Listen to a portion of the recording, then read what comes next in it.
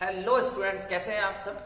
आज मैं आपके लिए जो वीडियो लाया हूं वो है, मोस्टली बच्चों का सवाल पूछा जा रहा है कि सर ये जो 8-10 दिन बचे हैं इसमें किस तरीके से इंग्लिश को तैयार किया जाए, किस तरीके से राइटिंग, किस तरीके से ग्रामर, लिटरेचर के पोर्शन को किस तरीके से कंप्लीट किया जाए। तो आज मैं आपके लिए पूरा का पूरा एक रोड मैप तैयार करके लाया हूं।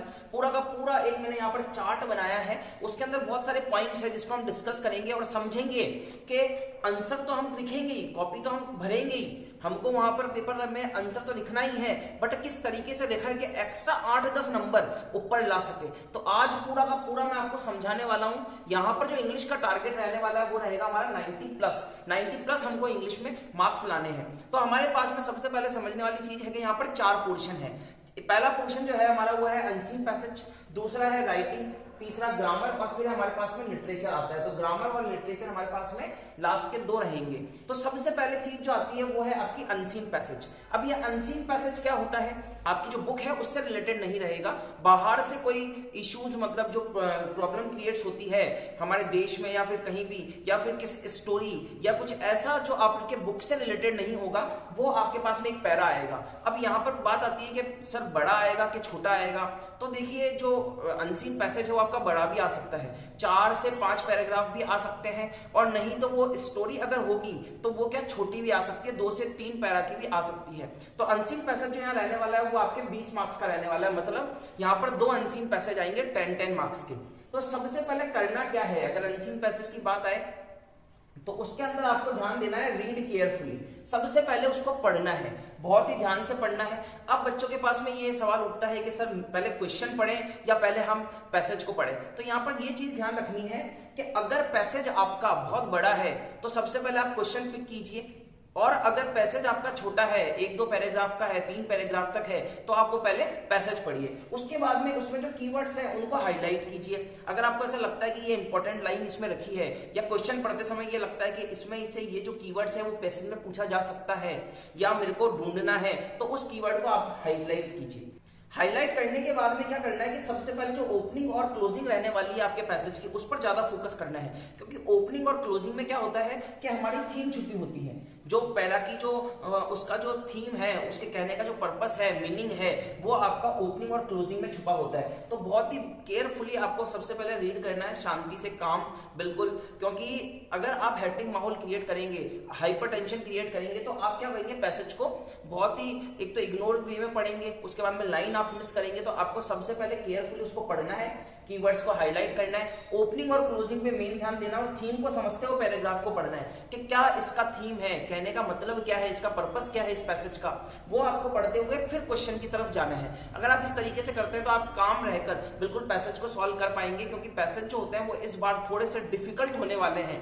आपने बोर्ड के अंदर, प्री बोर्ड के अंदर देखा होगा कि जो पैसेज आ रहे हैं वो थोड़े से आपके एक तरीके से डिफिकल्ट आ रहे हैं, वहां पर आपको बच्चों को प्रॉब्लम क्रिएट हो रही है, कुछ वर्ड्स ऐसे आ जाते हैं जो समझ में नहीं आते, तो उसको भी आपको हाईलाइट करते हुए पैसेज को सॉल्व करना है। उसके बाद में जो सेकंड पोर्शन है हमारा वो है राइटिंग पोर्शन। राइटिंग पोर्शन में हमारे पास में क्या रहने वाला है, जो मेन रहेगा राइटिंग पोर्शन में समझने वाली चीज वो रहती है फॉर्मेट।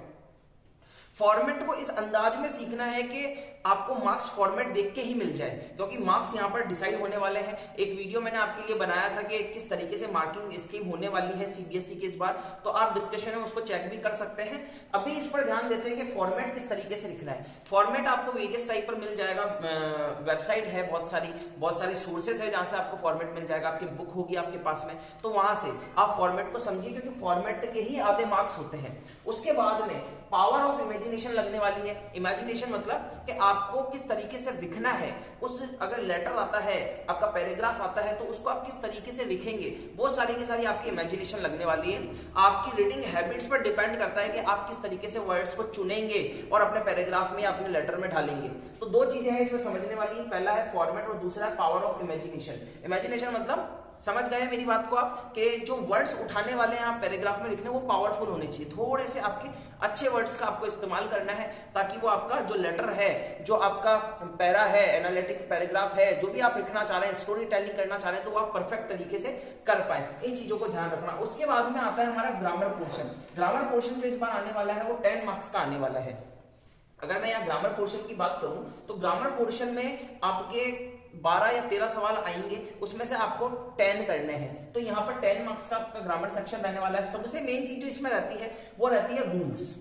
अब देखिए रूल्स आपने कहां से पढ़े हैं, कौन सी बुक से पढ़े हैं, कौन से सोर्स से पढ़े हैं, ये ज्यादा समझने वाली चीज है, क्योंकि रूल्स जो होते हैं वो एक स्टैटिक है, मतलब रूल तो फिक्स है, बस आपको उस पर क्या करनी है, प्रैक्टिस करनी है। अभी भी आपके पास में 8-10 दिन है, क्या करिए, रोज एक टॉपिक उठाइए, जो आपका टॉपिक आने वाला है उस टॉपिक को उठाइए और उस टॉपिक पर क्या करिए, आप क्वेश्चन लगाइए, ज्यादा से ज्यादा क्वेश्चन लगाने की कोशिश कीजिए, क्योंकि प्रैक्टिस से ही ग्रामर को अच्छे से किया जा सकता है। सैंपल पेपर है आपके पास में, तो उन सैंपल पेपर से जो सारे क्वेश्चंस हैं उनको ग्रामर को पिक कीजिए और उन ग्रामर को सॉल्व कीजिए, ठीक है। तो दो चीजों का ध्यान रखना है, रूल्स और प्रैक्टिस। प्रैक्टिस क्या करनी है, डेली करनी है, डेली करनी है आपको आधा घंटा 45 मिनट जैसा भी आपको सूटेबल रहे आप प्रैक्टिस कीजिए डेली बेसिस पे। उसके बाद में लिटरेचर आता है। इस बार जो लिटरेचर आने वाला है वो आपका 40 मार्क्स का रहने वाला है सीबीएसई के अकॉर्डिंग। तो यहाँ पे लिटरेचर ज्यादा पोर्शन लेगा, 50% आपका लिटरेचर लेके जाएगा, बाकी 50% ये आपके पैसेज, ग्रामर और राइटिंग पोर्शन लेके जाएगा। तो अब लिटरेचर को किस तरीके से कीजिए, देखो लिटरेचर करने का एक बेहतरीन तरीका कि सबसे पहले तो आप एनसीईआरटी की बुक को पढ़िए, जो पोएम्स, जो स्टोरीज है वहां पर दी हुई उसको बेहतरीन तरीके से समझिए, क्योंकि आप जब उनको समझ जाएंगे तो अपनी लैंग्वेज में आपके लिए आंसर बनाना आसान रहेगा। उसके बाद मुझे ध्यान रखना है कि क्वेश्चन राइटिंग करते समय जो आपका आंसर राइटिंग होगा उसको करना कैसे है। तो सबसे पहली चीज है उसमें इंट्रो होना चाहिए। जब आप आंसर राइटिंग करने जाएंगे तो सबसे मेन चीज रहेगी कि आपको इंट्रो लिखना है। इंट्रो के बाद आपको मेन बॉडी लिखनी है जो भी आपका आंसर रहने वाला है, और लास्ट में आपको कंक्लूजन लिखना है। तो इस तरीके से आप एक आंसर को लिखेंगे। 3 चीजों का ध्यान रखना है, पहला आप करेंगे इंट्रो, फिर आप मेन बॉडी पर जाएंगे और उसके बाद में कंक्लूजन पर जाएंगे। इस तरीके से आप एक क्वेश्चन को कंप्लीट करेंगे। अब क्वेश्चन करते समय किस चीज का ध्यान रखना है, इस चीज का ध्यान रखना है कि वर्ड लिमिट होनी चाहिए।